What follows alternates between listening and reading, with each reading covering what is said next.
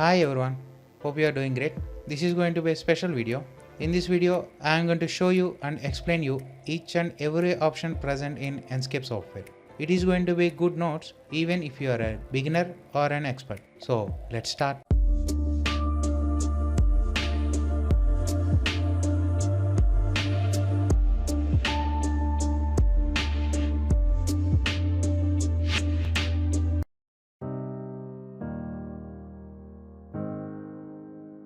To download Enscape, type Enscape at Google and open the first option, enscape.com, and click on Get My Free Trial.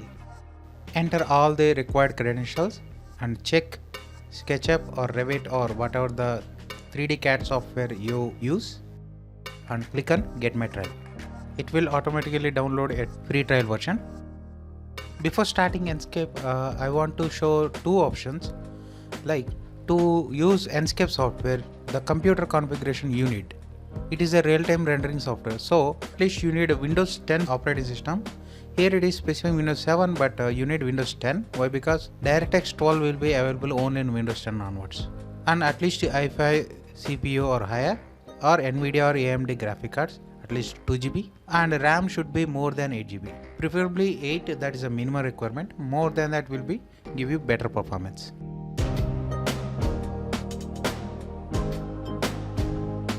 Enscape works on shortcut keywords for materials.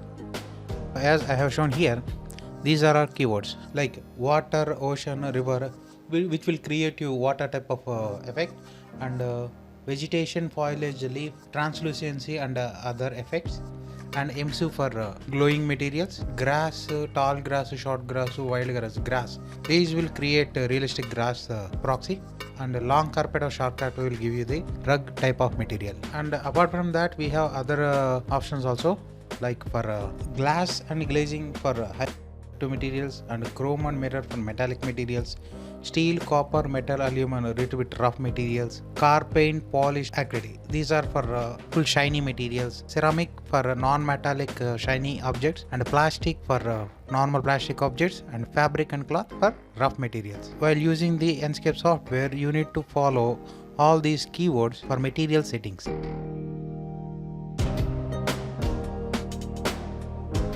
After installing Enscape software, you will get these two toolbars.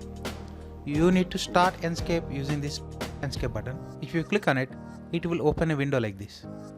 To move around in Enscape software, you need to use these keys, WASD to move forward, backward, left, right, and E and Q for up and down. If you want to move fast, hold Shift. If you use Control, you will be moving faster. To shift between walk and fly, you can click at this icon or you can use the space key. What is difference between walk and fly? If you are in a fly mode, you can walk through the walls. If you are in a walk mode, a standard person height will be set from the ground, and while moving, you can't pass through the objects. With the shortcut key M, it will open a minimap where you can see the navigation. With K, it will open video editing. And with B, it will open the BIM options, where you can assign the material details and all. With the left mouse key, you can rotate around the software, and with the right mouse key, you can orbit. With the holding Shift and right mouse key, you can simply change the time of the day. Simply hold right mouse plus Shift and drag the mouse to change the time of the day. Next one, views. Here you can choose perspective or parallel. You can observe the line here. If you select the perspective, the depends on the camera position, the taper lines will be projected. If you use the 2-point projection, the lines will be parallel to the look. And if you use the orthographic, you can produce the parallel views like side, top, and front. With this, you can render parallel views also. I will keep my both windows side to side to explain more clear. Here the second option is live updates. The purpose is to whatever the updates you change at the SketchUp software automatically update at the Enscape dynamically. And next option is synchronized views. Here, whatever the view we are viewing from SketchUp software, that will be dynamically updated to the Enscape software. While working, which will be much advantageous. But the thing is, I will keep it off. Why? Because it will take the graphic performance. Next one is the manage views and create view.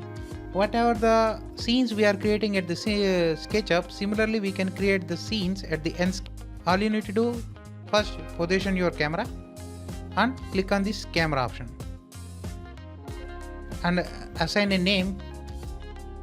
Even you can use that scene at SketchUp also.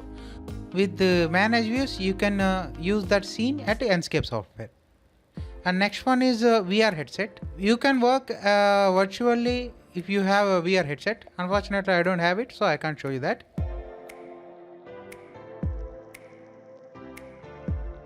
Next option is Enscape objects. Here you can create lights, sounds and linked models like proxy. Let's go one by one. First one is a sphere light. To create sphere lights, you need to specify 2 points. First point, reference point, second point to create the light. Here you can observe reflection. The light we can't see at Enscape. All you can do is you can create a light and you can produce the light from it. To show as a light, you need to create a light object and use emissive material on it and use these lights to produce the lighting. You can move this light as normal objects will do. You can change the intensity and light source radius according to your requirement. And next one is spotlight. To create spotlight, we need to specify 4 points. First 2 points for the source and second 2 points for the direction. Here you can observe the lighting. If you increase the intensity, you can observe it clearly. You can increase the intensity and beam angle. Or you can upload a IES files also over here. Select the IES file, open, and now you can choose only intensity. Next one is a line light. To create line light, you need 2 points and you can move the light according to your required position. Here you can observe the lighting reflection. You can increase the intensity and you can increase the length. And next one, rectangle light.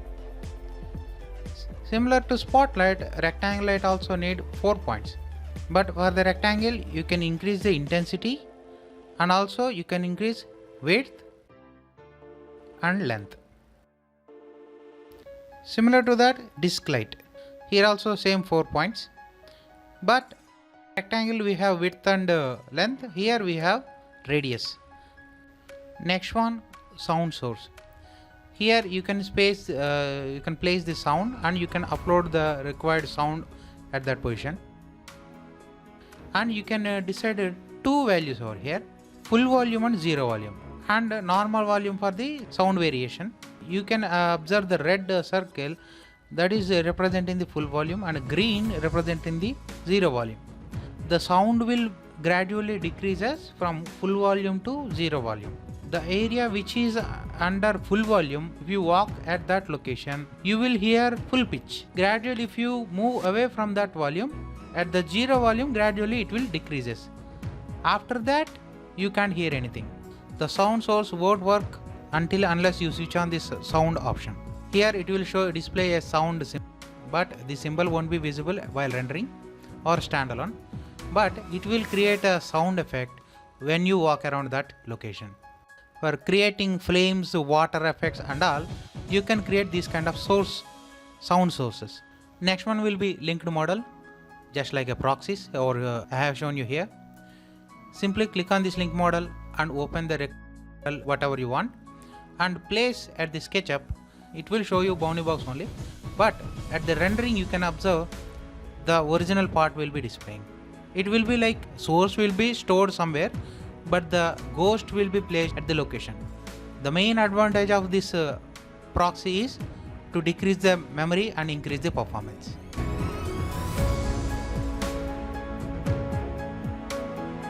Next one is asset library. If you switch on internet, then you can access this library of Enscape. Here you can find a number of categories.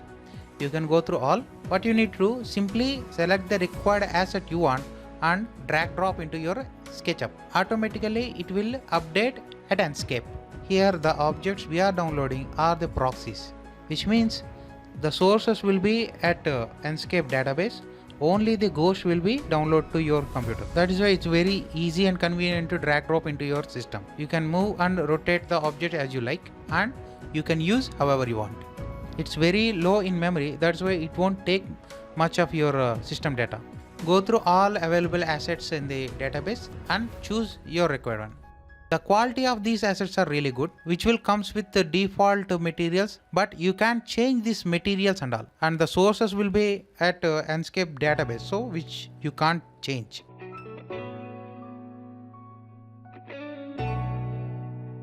Next one is materials, which is the most important while using the Enscape. To explain more clearly, I will create new object and I will create new material.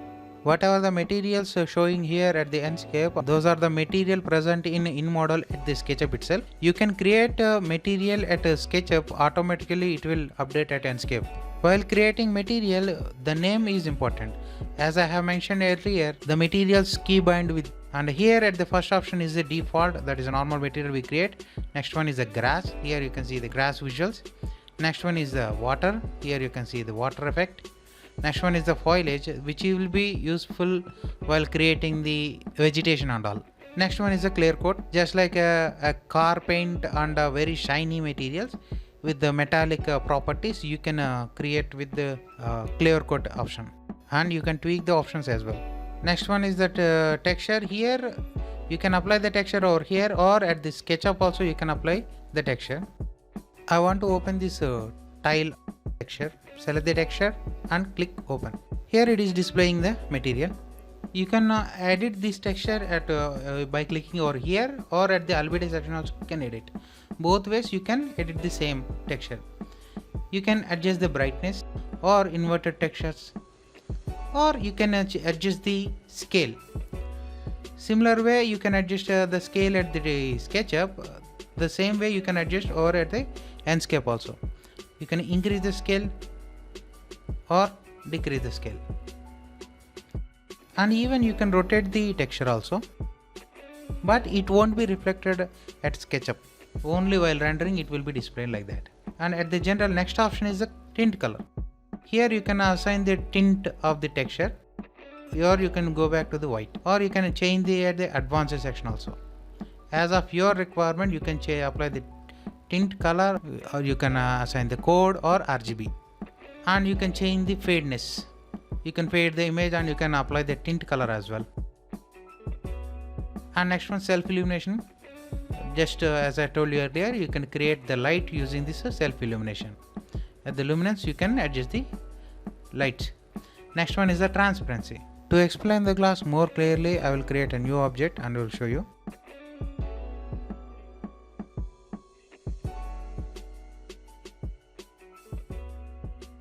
You can increase or decrease the opacity, and at the texture you can upload the normal map to create this kind of patterned glass. With the opacity amount you can increase or decrease the translucent effect. Next one, you can use the tint color as well. Texture color is different and the tint color is different. With the two colors you can combine. You can adjust the refractive index over here. Next one, frosted glass. I will just remove the texture and I will click on the frost glass. I will use the opacity. I will decrease the opacity. If you can observe clearly the edges of the object, if you click on or off the frostness. Next one is a bump.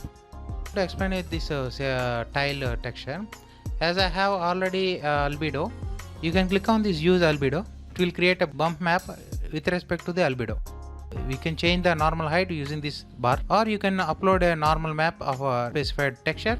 If you choose the bump, the height will be in a different direction, so choose normal map. Automatically it will adjust the normal according to the texture you have uploaded. Next one is the roughness. For reflective materials, use this roughness.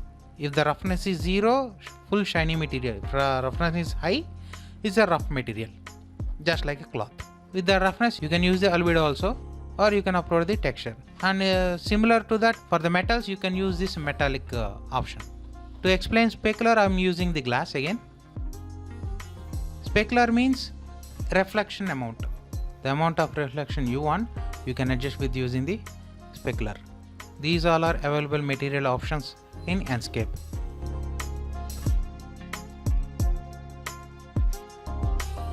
Next one is general settings.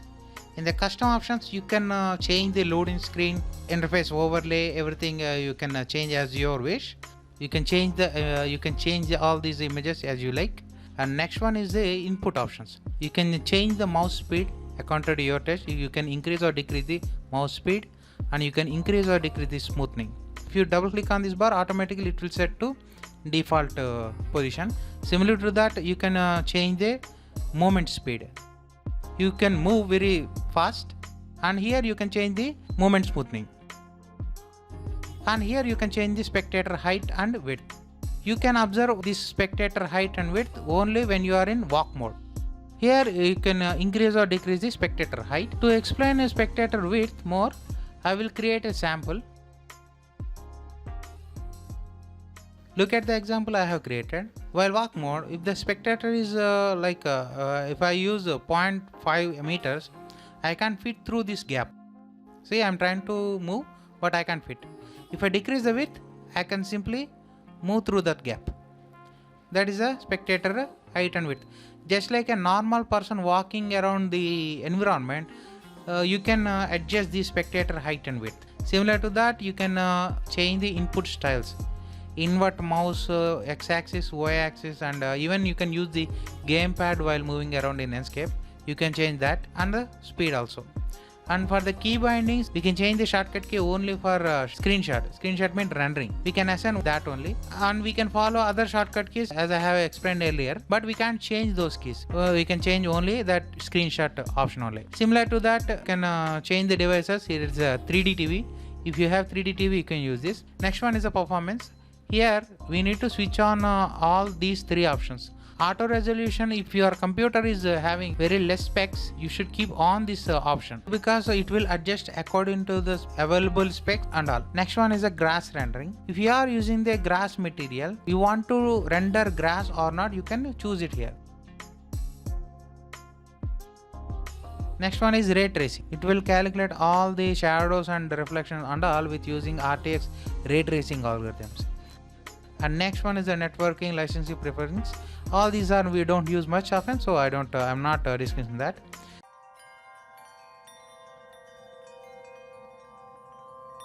Next one is the visual settings. We use very often this one, so we'll go to one by one. In the visual settings, we have 4 tabs: rendering, image, atmosphere, and capture. First one is rendering. In this one, styles, how you want to render your scene, like all the outlines and all. I don't really use it. Next one is the mode. Here, if you select none, all the textures will be displayed here. If you use white, all the textures will be hidden. So to check lighting and all, we can use this one. Why? Because if you switch on the textures, the performance will be obviously increased. Similar to that, polystyrol. And next one is light view. With this option, you can check where the burnt out image is affecting our image. And next one is a camera.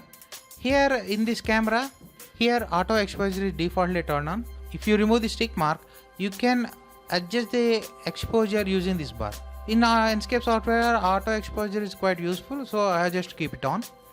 Next one is the projection method. As I have explained it here, those same options placed over here. Next one is the depth of field. For bokeh effect, you can use this depth of field option. Here you can choose the autofocus, or you can change this using the focal point. Next one is the field of view. You can increase the field of view over here. Next one is the rendering quality. I usually kept it at ultra. If you decrease it to draft, a normal render will be displayed over here. If you keep rendering quality in draft settings, less amount of graphics will be used, so that you will move around in the software very smoothly, but you can't understand what will be the output quality. That is why I usually keep it in ultra mode. And next tab is image. Here you can set the all image settings. You can keep on the auto contrast, or you can change the settings according to your wish. Highlights, shadows, saturation, color temperature, and ambient brightness. Next one, in the effects section, you can see the motion blur. While creating video animations, you can observe this motion blur. Next one, lens flare. From the lighting, you can get this kind of lens flare effect. Next one is a bloom. From the lighting, you can use this kind of a bloom effect, like that. And you can adjust vignette and chromatic aberration. According to your taste, you can adjust the values. Next one is atmosphere. To explain the atmosphere, we will go out. First option is a white background with which entire atmosphere will be turned to white. Next one is a fog. You can change the intensity and height of the fog. And next one, illumination, sun brightness. How bright your sun is going to be, you can change it here. Next one, night sky brightness. To explain this, you need to change the time to night. I have already explained you how to change it to night. Hold shift, right mouse button and drag your mouse. With this one, how bright you want, you can adjust it here. Next one, shadow sharpness. You can observe the shadow smoothness and sharpness. And next, moon size. To view moon, you need to decrease the cloud density. Here it is the moon. You can increase the size of the moon or decrease. Next one, artificial light brightness. If you create lights in the scene, you can adjust the brightness of the lights over here. Next one, horizon. This is the horizon. If you select a clear, background images will be lost. If you select skybox, you can upload a HDRI. I have uploaded a HDRI here. That HDRI, you can rotate it with using this bar, and you can re-upload your HDRI over here. And you need to make sure select these 2 points. If you remove this point, see, you are getting 2 different type of shadows. Like in SketchUp, default sun will be one direction and HDRI light point will be one direction. By selecting this point, I am choosing this bright point as a sun. So you must choose these 2 points. You can increase or decrease the brightness of the HDRI with using this one. And you can choose other background images also, like forest, mountains, construction site, town, urban, or white cubes, or white ground. You can choose any option as your requirement. If you choose the background image, you can rotate that image using this bar. Next one, clouds density. You can change the density over here, and you can change the cloud variety, and you can change the cirrus amount and contrails, and you can change the longitude, latitude. Last one is the capture. While rendering, what is the quality you want, you can choose it here. And you can change the resolution of the image over here. By selecting the custom, you can change the value. But if you go beyond the limit, the system may crash. You can use this viewport aspect ratio also for rendering. Usually full HD will be good enough. And next one is a show safe frame. So while rendering, you need to know where the image is going to be captured. For that, you should switch on this show safe frame option. With the rendered image, you can export all other material IDs as well. Next one, automatic renaming. You should keep on this one. While rendering number of images, automatically it will rename the images, and you can choose the folder, and you can select the file format like PNG, JPG, EAR or TGA. Depends on your requirement, you can choose the format. While video, you can select the quality here, and you can select the FPS from 25 to 120 you can choose, but for normal usage that will be good enough. And for panorama renderings, you can choose your required quality. This is all about visual settings. And next one, feedback and about. Those are not much useful, I guess.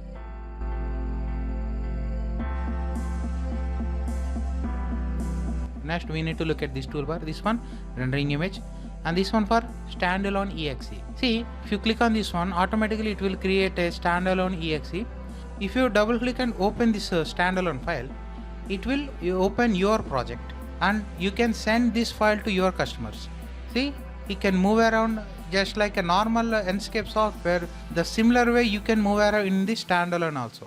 Even if you don't have the software, you can view the standalone, but you need the good system configuration.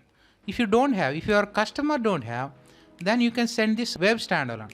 You don't need any high quality system configuration. Simply with good quality of internet, you can view this web standalone. Next one is rendering panorama and rendering 360. Simply position your camera and click on this panorama. Automatically panorama images or 360 images will be rendered, which you can upload into your social media, and you can view like this.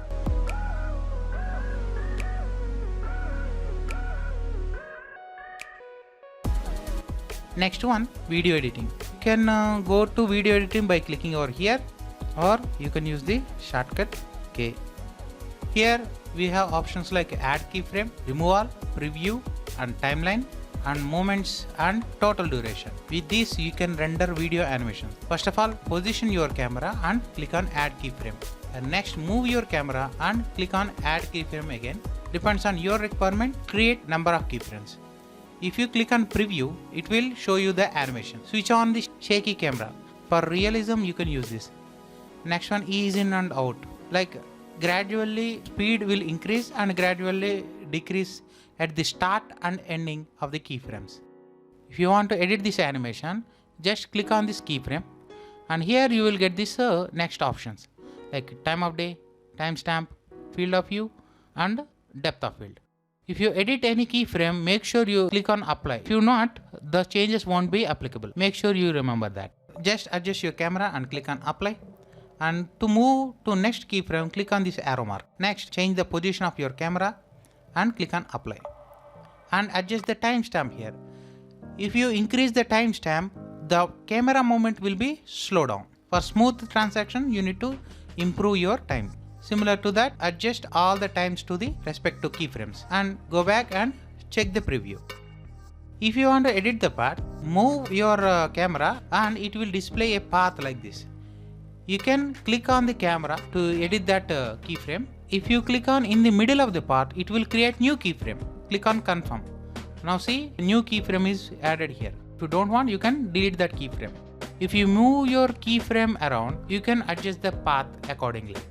If you like the preview, then simply click on this render animation. Automatically it will render the video. For exterior renders, I will create one more effect with using the time of the day.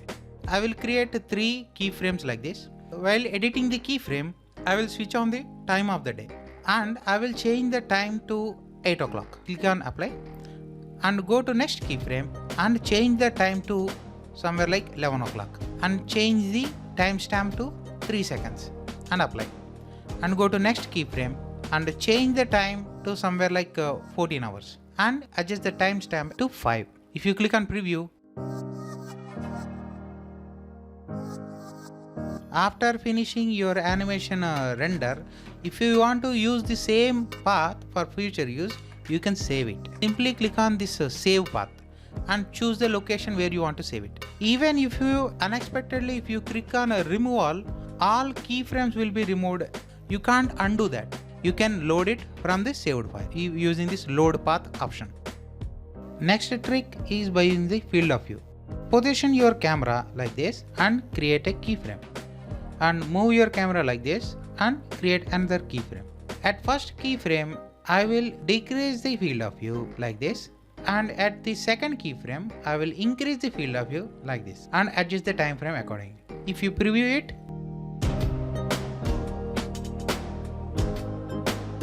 next trick using the bokeh effect. For introduction, you can use this one.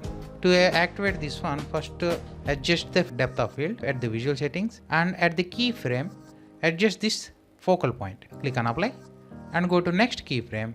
Position your camera and increase the timestamp and locate your focal point and click on apply. If you preview it, combination of all these options, you can create an animation however you want. The creativity is up to your skill. And that's it for this video, guys. These are all options present in Enscape software. Hope you guys like it and make good use of it. Thank you for watching. Take care.